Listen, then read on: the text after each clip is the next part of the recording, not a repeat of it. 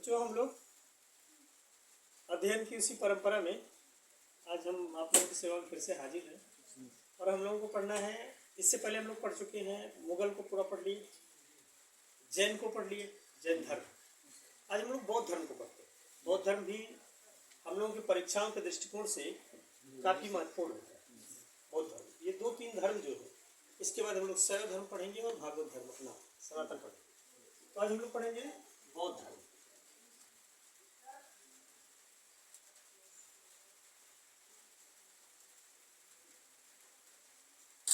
बौद्ध धर्म, आप जैसा कि जानते हैं कि बौद्ध धर्म की स्थापना किसने की? एक नाम आता है गौतम बुद्ध।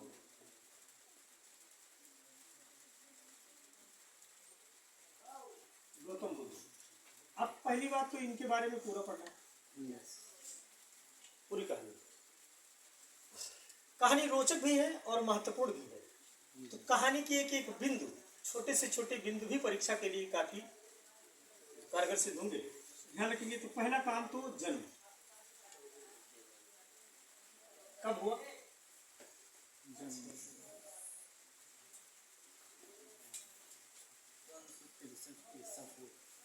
563 ईसा पूर्व में। जन्म स्थान कहाँ है?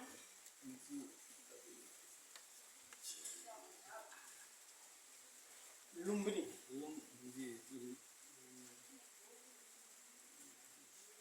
कपिल वस्तु।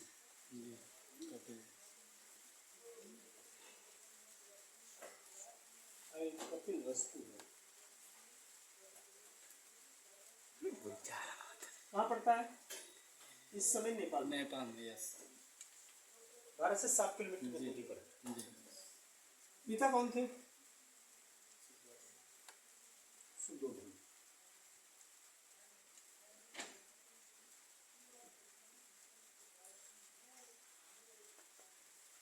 माता माया, किताबों में महामाया। कौन थी?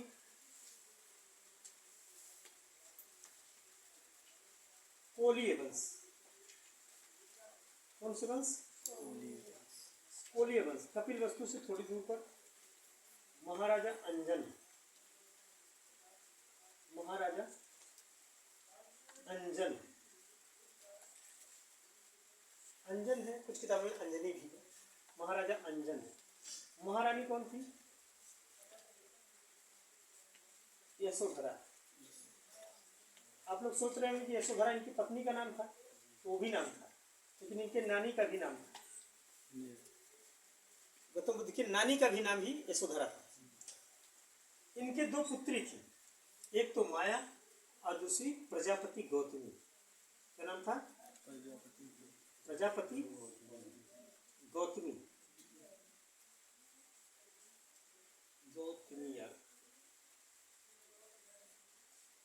गौतमी, ये 2 बहनें थी सगी, और दोनों सगी बहनों का विवाह सुद्धोधन से हुआ।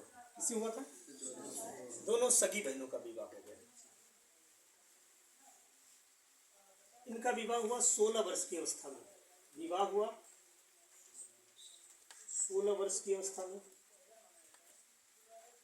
एक राजकुमारी से यशोधरा नाम। क्या नाम था? यशोधरा।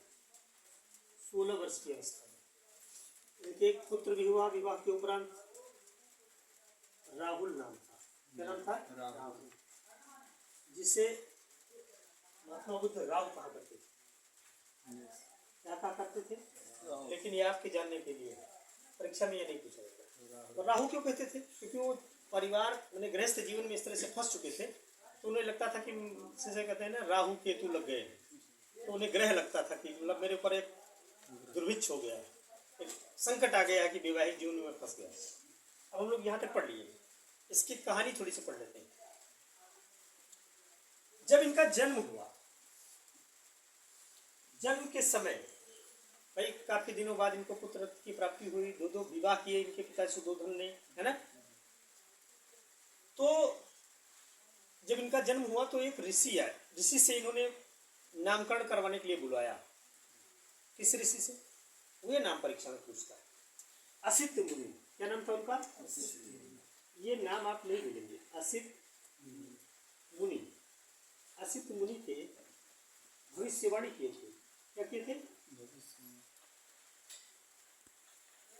भविष्यवाणी की थी इन्होंने।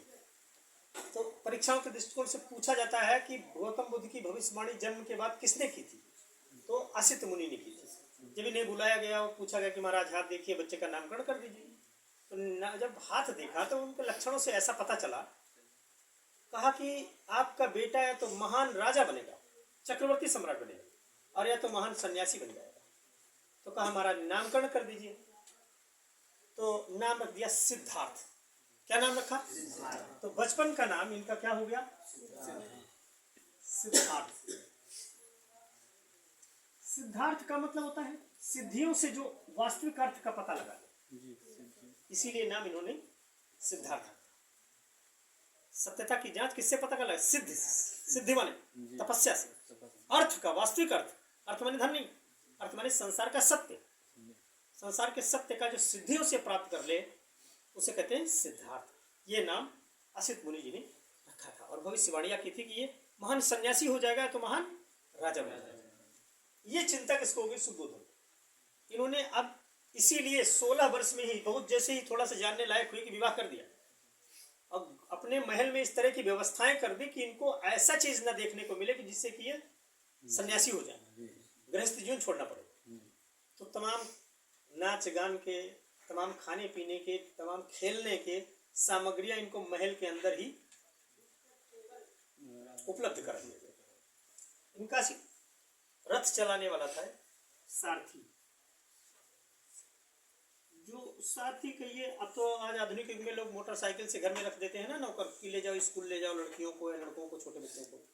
तो इस प्रकार से इनका एक नौकर था, उसका नाम था चन्ना। क्या नाम है? चन्ना। चन्ना से एक दिन इन्होंने कहा कि मैं अपना राज्य घूमने चाहता हूँ, मैं घर से बाहर जाना चाहता हूँ। बहुत दिनों से, कई साल हो गए मैं घर के अंदर ही रहता हूँ, घर के बाहर जाना चाहता हूँ। घर से बाहर निकले, विवाह हो गए हैं, बच्चा हो गया है, काफी दिनों से बंधन था, घर से बाहर नहीं निकलने दिया जाता था इनको। कब जबरन नहीं, इतनी सामग्रियाँ थी, बाहर जाने की जरूरत नहीं था, खेल वूल सब खाने पीने की चीजें मिल जाती थी। तो इन्होंने चन्ना से कहा कि मुझे बाहर घूमने जाना है। तो सुदोधन को पता चली, सुदोधन ने बाहर बहुत सारी व्यवस्थाएं करा दी थी कि मतलब कोई ऐसा चीजें सामने मत आवे जिससे बुद्ध के दिमाग पर कोई असर आवे। तो ये सारथी चन्ना के साथ बाहर गए घूमने के लिए। तो उन्होंने 4 दृश्य देखे।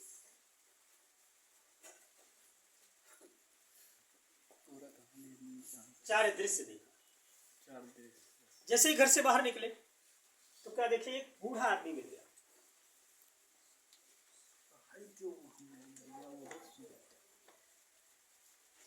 क्या मिल गया? बूढ़ा व्यक्ति। अब ये बाहर निकले नहीं थे तो बूढ़ा व्यक्ति कभी देखा नहीं था। ऐसा हम पढ़ रहे थे लखनऊ में, तो एक आदमी, एक बनिया था लड़का, उससे मैंने पूछा कि अरहर का पेड़ देखे हो? तो उसने कहा जीवन में नहीं देखा। खेती थी नहीं उसके, तो अरहर तो बेचता ही था भाई, दुकान थी उसके पास, लेकिन अरहर का पेड़ कभी नहीं देखा था। तो जो घर से बाहर नहीं गया होगा उसको क्या पता। तो ये बूढ़ा व्यक्ति देखे तो चन्ना से पूछे ये कौन? तो उन्होंने बताया कि ये अपनी उम्र की अंतिम पड़ाव पर है, बूढ़ा है, सबको होना है, आप भी होंगे महाराज, हम भी होंगे, सबको होना है। तो पहले उनके दिमाग में जो क्या नाम है, संसार को छोड़ने की जो बात मन में आई, यहीं से आगे। दूसरा आगे बढ़े तो 100 को देखा। 4 लोग राम राम सत्य हुए कहते हुए एक आदमी को लेके जा रहे थे। कहा महाराज ये कौन दूल्हा बना के किसको लेके जा रहे हैं? तो कहा कि ये मर गया है, सबको मरना है महाराज एक दिन। अब इसने अपनी पूरी जीवन यात्रा पूरी कर ली है, मरना है इसको। वहां भी वैराग्य का कुछ भाव प्रकट हुआ। फिर बीमार व्यक्ति देखा।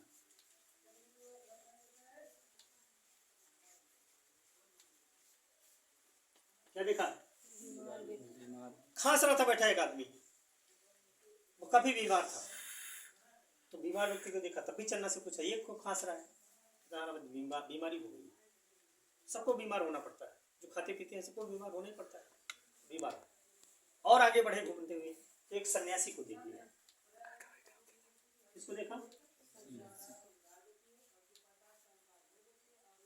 सन्यासी को देखा। पूछा ये कौन है? बोले कि ये संसार से मुक्ति के लिए घर बार छोड़ चुका है, सन्यासी है, तपस्या इसका एक मार्ग है। और बस ये 4 दृश्य देखा और इनके मन में गृह त्याग की भावना जागृत हो गई और इन्होंने गृह त्याग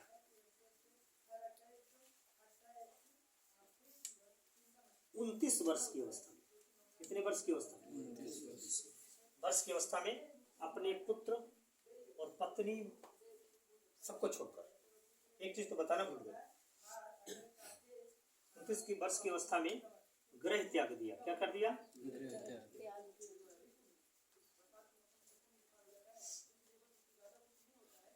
गृह त्याग दिया। इसको कहते हैं महाभिनिष्क्रमण।